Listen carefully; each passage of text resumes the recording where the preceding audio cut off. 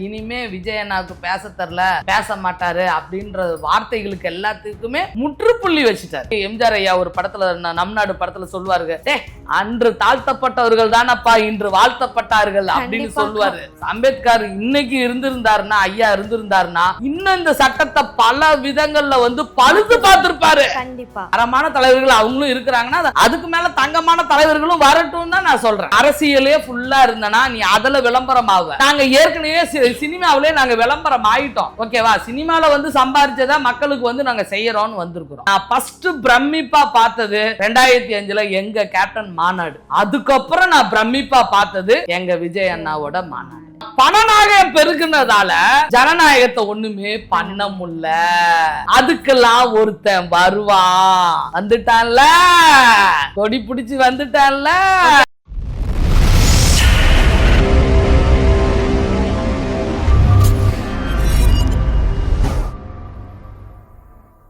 FD politics நேயர்களுக்கு வணக்கம். இன்னைக்கு நம்ம கூட மூவி ரிவ்யூவர் அப்படின்னாலே சுகந்தி அக்கா தான் அப்படின்னு சொல்லலாம். ஸோ சுகந்தி அக்கா தான் நம்ம கூட இருக்காங்க. அவங்களோட தொடர்ந்து பேசலாம். வணக்கம் அக்கா.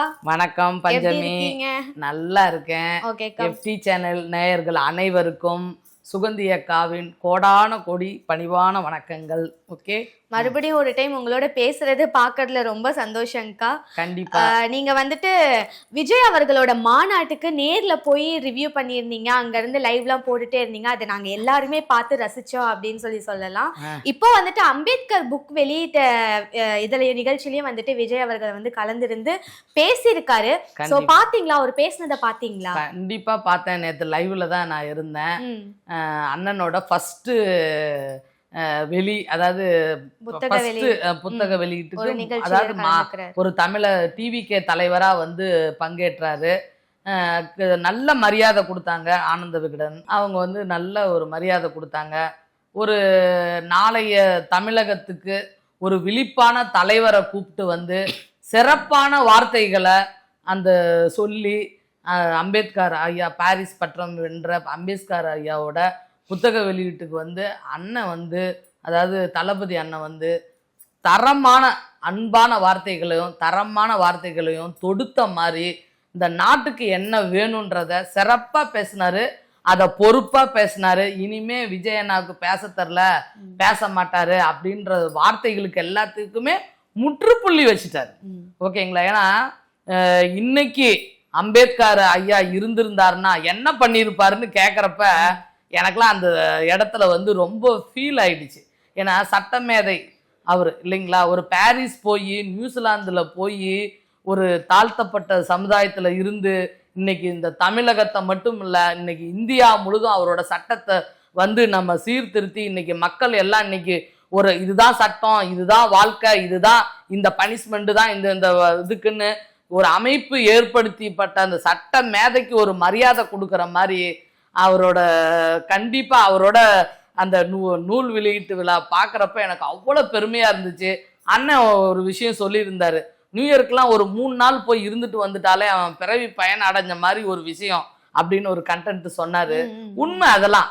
ஏன்னா அந்த காலத்திலேயே ஒரு தமிழன் போய் இந்த அளவுக்கு ஒரு சட்ட மேதை பாரிஸ் பட்டம் வென்று ஒரு இடத்துல போய் ஒரு வாங்கிட்டு கூட அவர் தன்னை மதிக்கலன்னு ஒரு சூழ்நிலைக்கு அதுக்கப்புறம் தான் இந்த சட்டத்தையே எழுதினார்.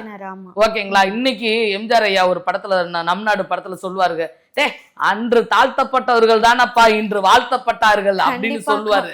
ஓகேங்களா? இன்னைக்கு எல்லா இடத்துலயுமே அவங்கள ஒரு சமத்துவமா நம்ம கொண்டு வந்துட்டோம். ஓகேவா? என்ன பொறுத்த வரைக்கும் தமிழ் திராவிடம் அப்படின்னு சொல்றது என்னன்னு கேட்டீங்கன்னா எல்லாருமே ஒண்ணுதாங்க. ஓகேங்களா? நம்ம யாரையுமே பிரிச்சு பார்க்க வேணாம். அது அவ்வளவு அழகா அண்ணன் தரம் பிரிச்சு ஒரு டிவிக்கே தலைவர் என்ன பேசணுமோ அது அழகா யாரு மனசையும் புண்படுத்தாத அளவுக்கு ஒரு அழகான கோர்வையா பேசினார். ஓகேவா? இன்னைக்கும் உண்மையாலுமே சொல்றேன், அம்பேத்கர் இன்னைக்கு இருந்திருந்தாருன்னா, ஐயா இருந்திருந்தாருன்னா இன்னும் இந்த சட்டத்தை பல விதங்கள்ல பழுது பார்த்திருப்பாரு. கண்டிப்பா. ஓகேங்களா? பழுது பார்த்திருப்பாரு. குண்டாசுன்னு சொல்றான், 7 வருஷம்ன்றான், ஊடாலே உடைச்சு கொண்டு வந்துடுறான். ஏன்? பணநாயகம் பெருகிருச்சு. ஜனநாயகம் மட்டும் இருந்துச்சுன்னா அவன் அந்த சட்டத்தை அனுபவிச்சுட்டு வந்திருப்பான். ஆனா பணநாயகம் பெருகுனதால ஜனநாயகத்தை ஒண்ணுமே பண்ண முடியல. அதுக்கெல்லாம் ஒருத்தன் வருவான். வந்துட்டான்ல, கொடி பிடிச்சு வந்துட்டான்ல. அந்த ஒருவன் வந்து விஜய் தான் அப்படின்னு சொல்றீங்களாக்கா? என்ன அந்த ஒருவன் வந்து விஜய் தான்? ஆமா, அவர்தான் இப்ப வந்திருக்காரு. என் டிவிக்கு எங்களோட சக நடிகரு, ஓகேவா, எங்க தளபதி, ஓகேவா. நான் ஆரம்பத்துல இருந்து நான் அவருக்கு குரல் கொடுத்துட்டு தானே இருக்கேன். வந்துட்டாருல, கரெக்டா வந்து பதிவு பண்ணினாருல. இப்ப தெரிஞ்சுக்கிட்டீங்களா? வரட்டுங்க, எல்லாருமே வரட்டுங்க. அவர் மேல வந்துட்டு எல்லாரும் விமர்சனங்களை தானக்க வச்சிட்டு இருக்காங்க. எதுவுமே பண்ண மாட்டாரு, அறிக்கைதான் வெளியிட்டு. நான் என்ன சொல்றேன்னா கண்ணு, இந்த இந்தியாவுல 2வது இடத்துல 80 கோடி ரூபா, ஓகேவா, இன்கம் டாக்ஸ் கட்டுற ஒரு தலைவன் அவரு. 90 கோடி ஷாருக்கான் சாரு, 2வது விஜய் அண்ணா, ஓகேவா. அவருக்கு வந்து இந்த அரசியலுக்கு வரணும்னு ஏதாவது எண்ணமா? அவருக்கு இருக்கிற வேலையை பார்த்துட்டு 200 கோடி வரதை வாங்கிட்டு அவருக்கு ஒரு பிசினஸ் இருக்குது, நடிச்சுட்டு போயிடலாம். ஆனா என் மக்களுக்கு நான் ஏதாவது ஒண்ணு பண்ணணும், ஓகேவா. நான் நல்லா இருக்கேன், ஓகே, என்ன நம்பி இருக்கிற என் ரசிகர்கள் நல்லா இருக்கணும்னு வந்திருக்காரு, ஓகேவா. அதுக்கப்புறம் என் தமிழகம் நல்லா இருக்கணும்னு வந்திருக்காரு. இன்னைக்கு 1 கோடி பேர் அவங்க கட்சியில இருக்கிறாங்க.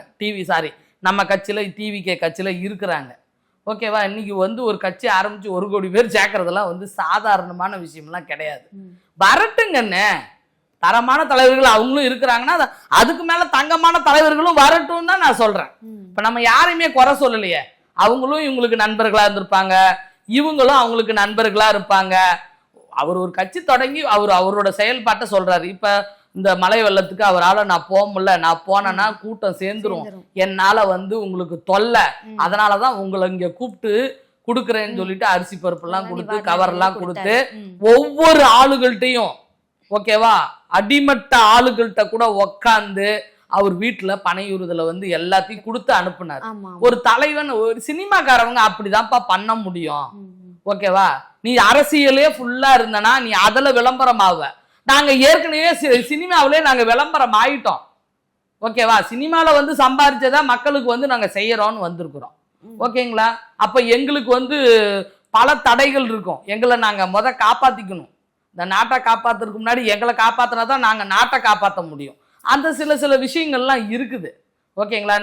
நீங்க போன மீட்டிங்ல வந்து கேட்டீங்க, என்னக்கா 2 லட்சம் பேர் தான் போட்டிருக்காங்க, மீறி போனா ஒரு 5 லட்சம் பேர் வருவாங்களான்னு கேட்டீங்க. நான் என்ன சொன்னேன், கண்ணு, குறைஞ்சது 50 லட்சம் பேர் வருவாங்கன்னு. ஆனா 1 கோடி பேர் வந்தாங்களா? நீங்க அதுக்கு ஒரு சின்ன சிரிப்பு சிரிச்சிங்க. என் சிவன் விட்டாரா? கிரிவலம் மாதிரி ஆச்சு. மாநாடு முடிஞ்சு 7 கிலோமீட்டர் எல்லாரும் நடந்துதான் பஸ் ஏறினாங்க. ஏன்னா 60,000 வண்டிகள். எத்தனாயிரம் வண்டிகள்? 60,000 வண்டிகள்.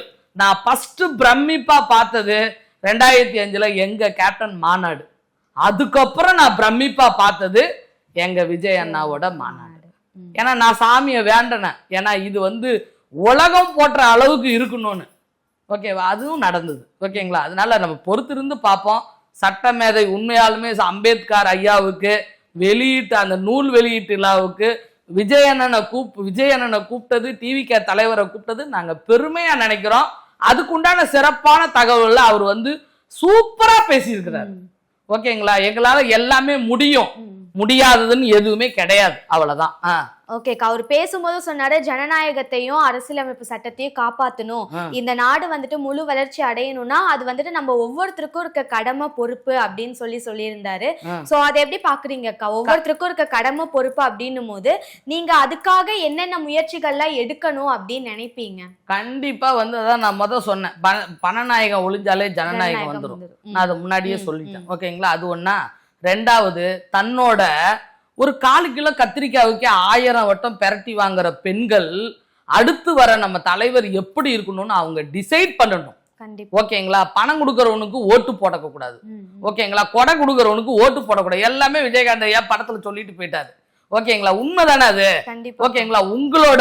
உங்களோட வாழ்க்கை எப்படி இருக்கணும், உனக்கு ஒரு தலைவன் எப்படி இருக்கணும் நீங்க டிசைட் பண்ணி அந்த அழகா வந்து 2026 நீங்க காட்டுங்கன்னு சொல்லியிருக்காருங்க. மக்கள் காட்டுன்னு காட்டத்தான் போறாங்க. நம்ம வெயிட் பண்ணி பார்ப்போம். 2026 விஜய் அவர்கள் வந்துட்டு வின் பண்றதுக்கு வாய்ப்பு ரொம்ப கம்மி அப்படின்ற மாதிரி சொல்றாங்க. இது வின் பண்றோம், வின் பண்ணல, ஓகேவா. நான் நெகட்டிவா பேசல, ஓகேவா. கட்சி இருக்கும் தானே, கட்சி கண்டிப்பா இருக்கும், ஓகே. தலைவன் இருப்பாருல்ல, தளபதி இருப்பாருல்ல. ஆனா ஒரு பக்கம் கமல்ஹாசன் சார் இதே மாதிரிதான் வந்தாரு. ஆனா ஒரு எலெக்ஷனுக்கு அப்புறம் கட்சி எங்க போச்சு, அவரு எங்க போனாரு அப்படின்றதே தெரியல அப்படின்ற மாதிரி அது பேசுறாங்க. வந்து காலத்தின் கட்டாயம், அது லேட்டு. ஓகேவா? நான் 2 வருஷம் மக்கள் நீதி மையத்துல இருந்திருக்கேன். என் தலைவர் வந்து தங்கமான தலைவர், அவரு மேல எந்த குறையும் இல்லை. ஓகேவா? அவருக்கு அது ஒரு கட்டத்தின் கட்டாயமா போயிடுச்சு. ஓகேவா? இன்னைக்கு அவங்க கட்சி செயல்பட்டுக்கிட்டு தான் இருக்கு. ஓகேவா? அது வேற, இது வேற. ஓகேங்களா? இதே கமல் சார் தானே சொன்னார், நான் தான் கட்சியே ஆரம்பிக்க சொன்னேன் இந்த இடத்துல இருந்துதான் சொன்னாரா இல்லையா? பாத்தீங்களா நீங்க? ஆமா, ஆமா. அது மாதிரி அவரும் வந்து போய்கிட்டு தான் இருக்கிறாரு. நம்ம விஜய் அண்ணாவும் ஸ்டார்ட் பண்ணி வந்திருக்காரு. ஸ்டார்ட் பண்ணி வரப்பே 1 கோடி பேர் தொண்டர்களோட வந்திருக்காரு, ரசிகர்களோட வந்திருக்காரு. ஓகேங்களா? நம்ம நிதானமா களத்துல பார்த்துதான் நம்ம அதுக்கப்புறம் முடிவு எடுக்கணும். நீங்க என்ன சொன்னீங்க, 2 லட்சம் பேர் சீட்டு போட்டிருக்காங்க, அந்த 50 லட்சம் பேர் சொன்ன உடனே நீ சிரிச்ச. இன்னைக்கு 1 கோடி பேர் அங்க வந்துட்டாங்க.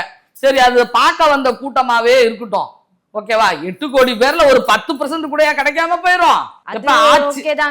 அதாவது எப்பயுமே ஒண்ணு தெரிஞ்சுக்கங்க, எதையுமே நம்ம கையில கிடையாது, எல்லாம் இறைவன் கையில இருக்குது.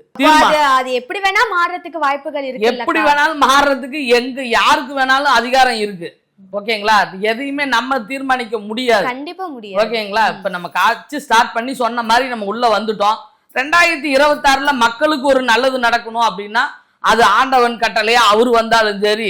ஓகேவா? எது நடந்தாலும் மக்கள் ஏத்துக்கு தான் போறாங்க. ஓகேவா? இப்ப நான் தனிப்பட்ட ஆள், நான் அவருக்கு தான் போடுவேன்னு சொல்லுவேன். எல்லாரும் வந்து சொல்லி போடுவாங்க. ஓகேங்களா? அவங்க தொண்டர்கள் இருக்காங்க, அவங்க தொண்டர்களுக்கு குடும்பம் இருக்குது. நான் ஆல்ரெடி நம்ம சேனல்ல பேசியிருக்கேன். ஓகேவா? அதுதான் விதினா எவனால தடுக்க முடியும்? யாராலையும் யாரோட வளர்ச்சியும் யாராலையும் தடுக்க முடியாது. அவரோட வசனங்கள் தான்.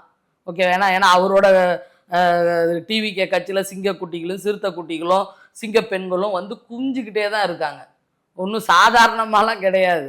அவரும் அடுத்தடுத்த போக்கில் வந்து சொன்ன மாதிரி சில விஷயங்களை பண்ணிக்கிட்டு தான் இருக்காரு. இப்போதான் நூல் விளையாட்டுக்கு முதல் ஒரு டிவிகே தலைவராக வந்து அம்பேத்கரோட அவரோட வாழ்க்கை வரலாறை வந்து சிறப்புடன் பொறுப்புடன் தமிழகத்துக்கு தெரிகிற மாதிரி சொன்னார். இப்போ இது வரைக்கும் சொன்னவங்க எல்லாமே ஒரு புக்கை படிச்சுட்டு அவங்க ஸ்டைலில் சொன்னாங்க.